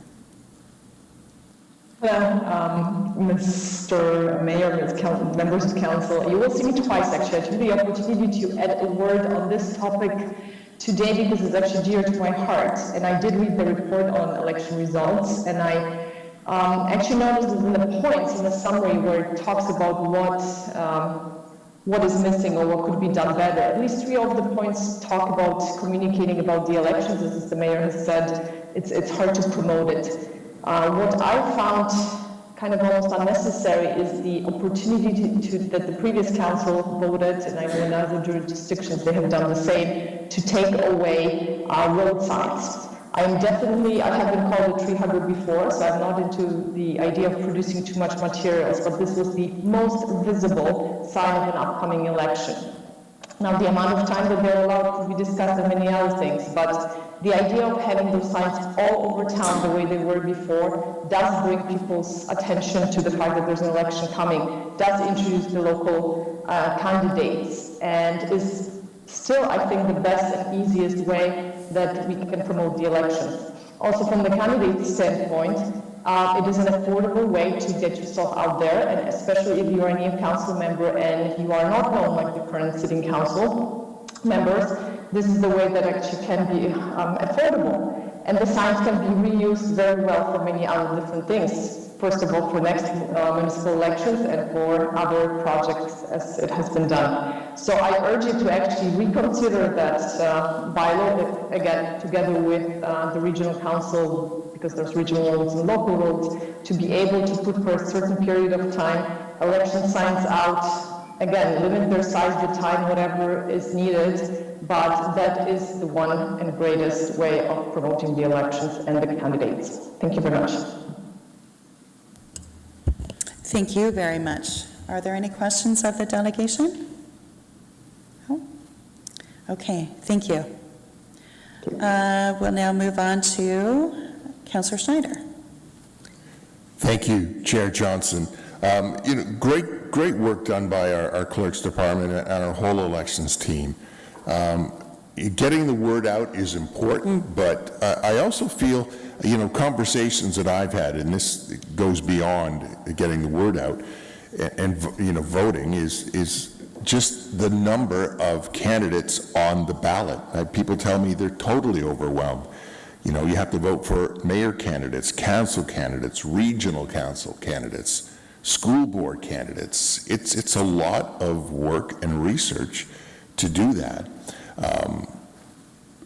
Is this something to consider, to maybe separate a school board away from a municipal election so people can focus more clearly on the school board in a different election and their municipal candidates in another? I found too, just personally, it's education of candidates. Many candidates were running municipally on regional issues. There's not a clear definition for some of the candidates as to what they're running for. So perhaps maybe in 2024 on our website, if you're considering to run for city council, it should be clear what you're running for, what your roles and responsibilities are and are not. That can definitely help. And I do agree with the delegation on the lawn signs and allowing the signs on the roadways. I think there definitely needs to be changes. Perhaps there's one sign on each side of the road between major intersections to cut it down. But it all comes down to being aware of the election, but also not being overwhelmed by the number of candidates and having clear information as to what each candidate is standing for and how they'll represent you if elected. Thanks. Thanks, Councillor Schneider. Councillor Clancy. Thank you. I just had other things that I didn't notice in the report that I thought could be considered.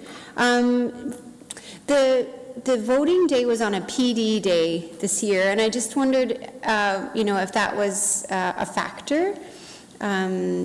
Just knowing that, as a family, I sometimes leave town when there's a PD day, and so I just didn't see that kind of reflected in the report, and just curious if that's a factor.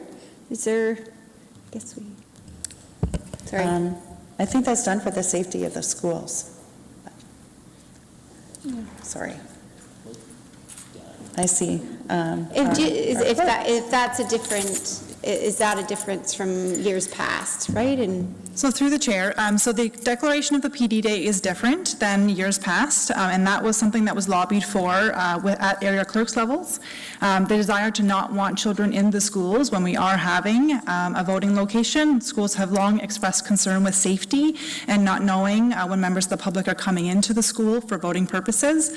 So that was lobbied by our association, and we were successful. Other locations were not, but we did have a PD Day, which meant that we didn't have students in the school. Thank you. That's good to know. I appreciate that. And yeah, I'll leave it at that. Thank you.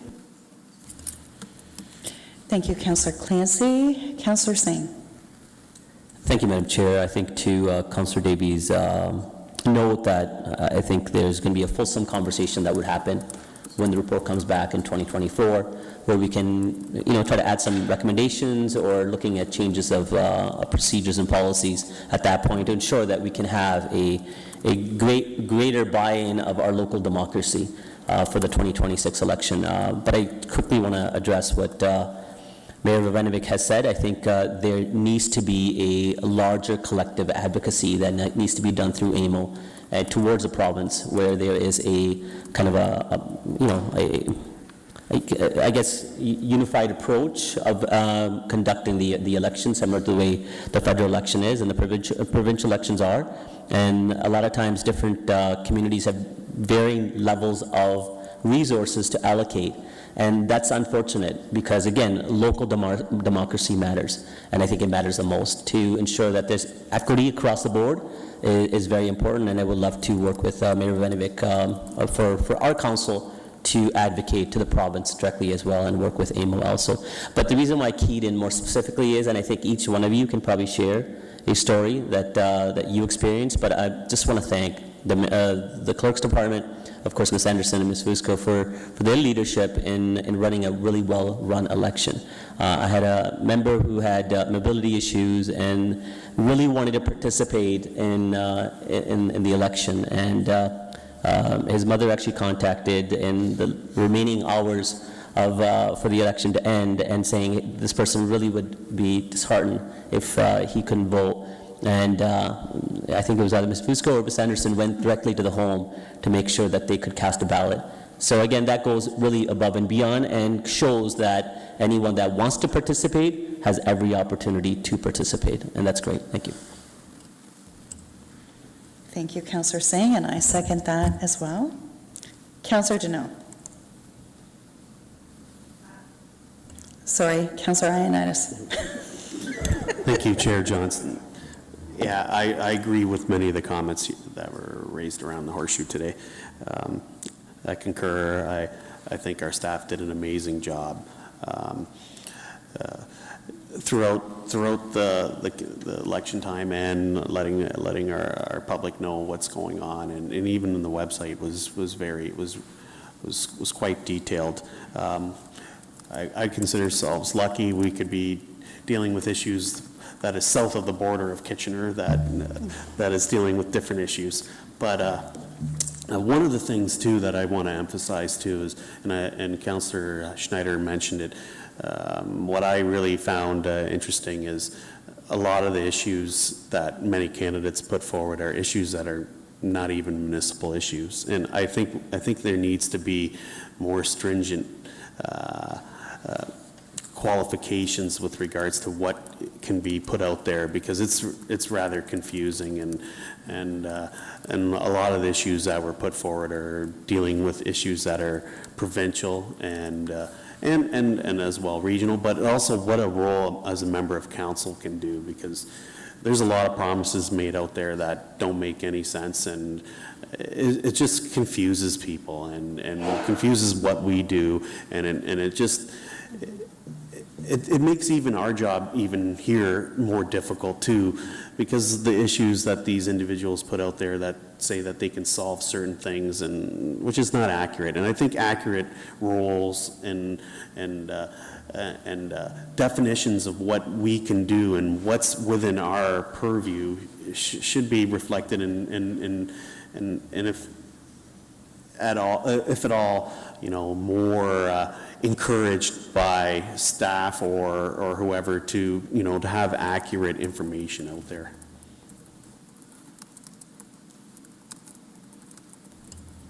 Thank you, Councillor Ioannidis, and I don't see anyone else in the queue then, so thank you, Ms. Fusco. And we can call for adjournment. Do I have a motion for adjournment? Thank you, Councillor Schneider. And seconded by Councillor Clancy. All those in favor? We are adjourned. Thank you.